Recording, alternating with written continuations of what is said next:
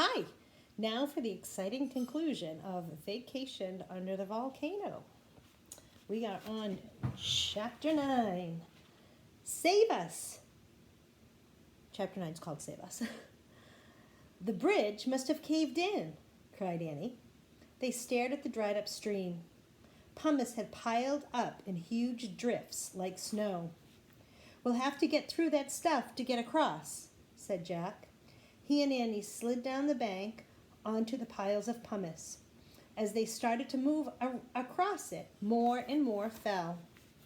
Jack tried to move through the millions of warm, grayish-white pebbles, but he was trapped. I'm stuck, cried Annie. Me too, said Jack. Remember what Morgan said, said Annie. At the moment, Jack couldn't remember anything. He was too tired and dazed. In your darkest hour, only the ancient story can save you, cried Annie. Where's your bag? Jack lifted his bag into the air above the sea of pumice. Annie grabbed it and pulled out the ancient scroll. She held it up to the dark sky. Save us, story, she shouted. Jack felt himself sink deeper and deeper into the pumice. Suddenly he heard a deep voice say, Rise, son! Then someone lifted Jack up into the air.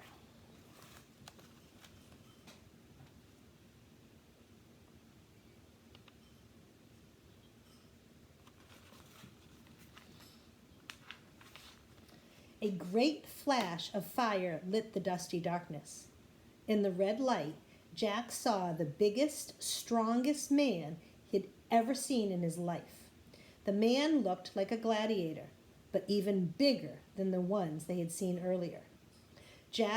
He held Jack with one hand and Annie with the other. He placed them both on the other bank of the stream. Run! The giant gladiator boomed, before it's too late! Jack and Annie didn't stop to ask any questions. Together they charged through the olive grove. They jumped over fallen branches. They leaped over great cracks in the earth. Finally, they came to the tree with the magic treehouse. They grabbed the rope ladder and scrambled up to the treehouse. Where's the Pennsylvania book? Jack shouted. He was too blinded by the ash and dust to find the book that always took them home. I've got it, cried Annie. I wish we could go there. Jack felt the treehouse start to spin. It spun faster and faster and faster. Then everything was still. Absolutely, wonderfully, peacefully still. Chapter 10, A Simple Explanation. Jack didn't move. He had never been so tired in all his life. Breathe, said Annie. Jack gulped in cool, clean air. He opened his eyes. He couldn't see a thing. Take off your glasses, said Annie. They're filthy. Jack took off his glasses. The first thing he saw was his backpack. The white tunics and laced-up sandals were gone. So were their pillow hats and the leather bag. Jack let out a long, deep breath. As he cleaned his glasses on his shirt, a voice came from behind. I'm very glad to see you safe and sound. Morgan Le Fay stood in the corner of the treehouse. She looked as lovely and as mysterious as ever. Happy to be home? She asked. Jack nodded. The sound of the erupting volcano still echoed in his ears. It was pretty scary, he said in a hoarse voice. I know, but you were truly brave, said Morgan. You witnessed a famous event in history. Nowadays, scientists study the remains of Pompeii to find out more about Roman times. I feel bad for all those people, said Annie. Yes, said Morgan, but most of the people of Pompeii did escape. The city wasn't completely buried by ash until the next day. We were almost trapped, said Annie, but we asked the ancient story to save us. Then a huge gladiator helped us. Jack reached into his pack. He breathed a sigh of relief. The scroll was still there. He took it out It was covered with dust and ashes. "Here's the story," said Jack. He handed it to Morgan. "I am deeply grateful," she said softly. "You risked everything to bring this to me. I can never thank you enough." "Don't worry about it," said Jack.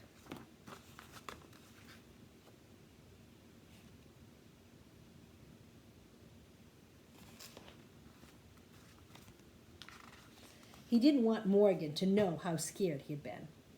"Yeah, no problem," said Annie. Morgan smiled. "You are amazing master librarians," she said. "Do you think you're up to rescuing another ancient story?" "Yes," said Annie. "Now?" said Jack. Actually, he was a little tired now. Morgan laughed. "No. Take a nice vacation. Come back 2 weeks from today. Then you will take a trip to ancient China," she said. "Ancient China? Wow," said Annie.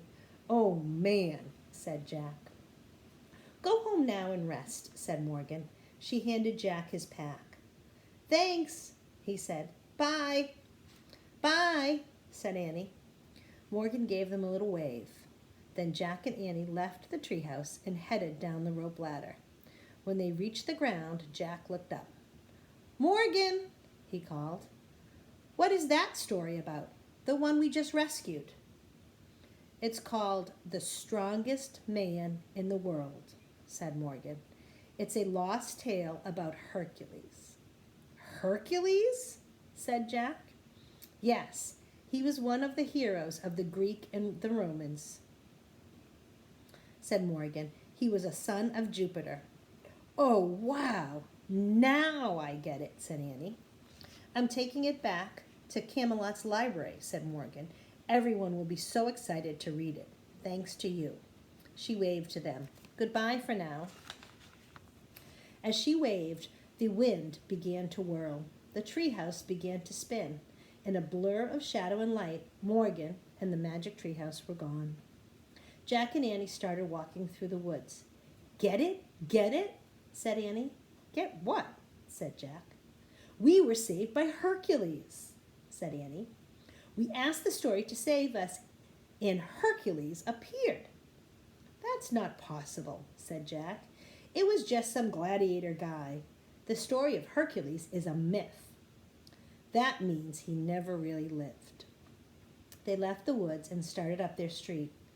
"I know it's a myth," said Annie, "but I have a simple explanation." "What?" said Jack. "Hercules is a myth to people in this time," said Annie, "but in the Roman times, lots of people believed he was real. So since we were in Roman times, he was real to us." "I don't know," said Jack. "Did you ever hear the saying," said Annie, "when in Rome, do as the Romans do?" Jack laughed. "Yeah."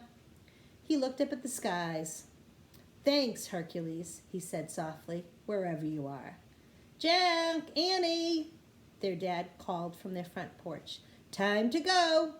"Oh, brother, I forgot," said Jack. "Yeah, I hope nothing exciting happens on our vacation," said Annie. "Yeah," said Jack. "I hope it's really, really boring." "Hurry," said their dad. "Coming," they called. Then they took off running for home and a restful vacation.